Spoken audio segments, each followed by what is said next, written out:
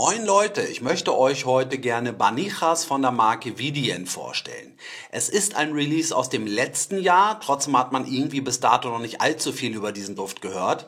Das ändere ich aber jetzt hier mit diesem Review und ich muss auch ganz ehrlich sagen, dass ich finde, dass es wirklich ein tolles Release ist. Dazu aber gleich mehr in der Duftbeschreibung. Wir starten erstmal wie immer mit der Flakon-Präsentation. Ja, ich glaube mittlerweile, dass auch viele von euch schon diese Marke und die Flakons kennen. London ist ja so der beliebteste Duft der Marke. Das heißt, auch hier bei Banijas haben wir dieses typische Vidien-Design, die tolle Glasqualität. Das sieht natürlich optisch sehr ansprechend aus. Dazu haben wir aber auch noch einen schweren, massiven Deckel. Das Einzige, was meiner Meinung nach etwas besser sein könnte, das ist aber auch jetzt keine Kritik, ist der Zerstäuber. Der ist eigentlich im Großen und Ganzen gut. Ich finde es aber gut, wenn es so einen richtig tollen Sprühnebel gibt. Das ist jetzt hier bei meinem Flakon nicht der Fall. Aber wie gesagt, das ist eben auch keine Kritik. Das ist nur so mein persönlicher Geschmack.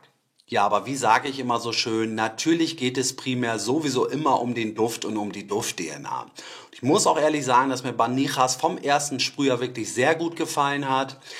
Ja, wir haben hier im Prinzip einen recht aromatischen und auch holzigen Duft.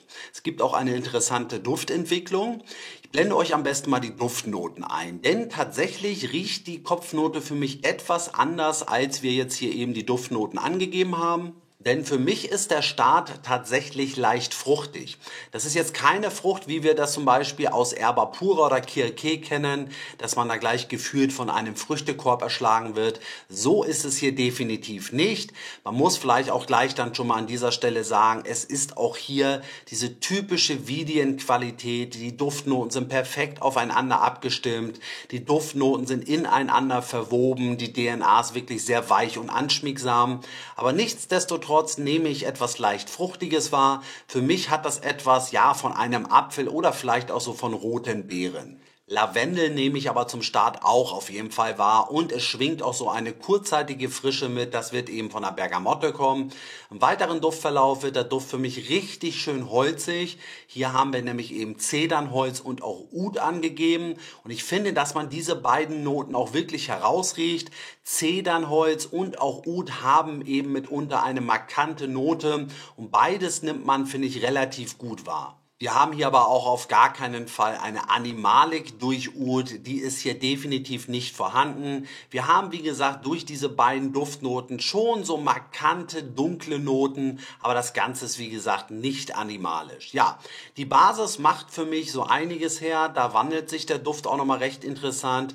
Wir haben auf der einen Seite Patchouli, wir haben also auch da wieder so eine leicht dunkle und erdige Note und dann kommt für mich aber eben ganz klar die Basis heraus, nämlich Sandelholz. Und dadurch wird der Duft im Drydown so typisch sandelholzig, weich, cremig, für mich schon fast leicht pudrig. Und durch Vetiver nehme ich tatsächlich auch so eine leichte grüne Aromatik wahr, was auch schon fast wieder so einen leicht frischen Charakter hat. Ja, also zusammengefasst, für mich ist es ein ganz tolles Release. Gewohnte Vidien-Qualität, interessante Duftentwicklung, weil das Ganze halt ja leicht fruchtig startet, sich dann aber durch Zedernholz und Oud in eine holzige Richtung bewegt und durch Patchouli und Sandelholz eine ganz tolle Basis bekommt. Abschließend kommen wir einmal zu der Haltbarkeit, die ist richtig gut, so wie wir das auch von den meisten Vidien-Düften her kennen. Der Duft hat ca. 10 Stunden auf meiner Haut gehalten und auch die Sillage empfand ich in den ersten Stunden für recht intensiv. Und vielleicht auch nochmal etwas zu der DNA an sich, denn ich finde, es ist ein toller Alltagsduft. Natürlich ist es eine nischige, spezielle DNA, ja, aber trotzdem finde ich, dass der Duft in viele Situationen passt. Man kann den Duft ins Büro tragen, zum Essen gehen, wenn man mit Freunden unterwegs ist. Also da hat man einfach diese tolle, ja, Aura um sich herum, diese tolle Qualität, die man eben vom Vidien kennt. So, und dann bin ich auch durch für heute und du kannst ja gerne mal kommentieren, wie du Banijas findest und schreib doch auch gerne mal in die Kommentare, was deine Favoriten der Marke Vidien sind. Dann sage ich danke, dass du hier warst, bleib gesund und munter und bis demnächst.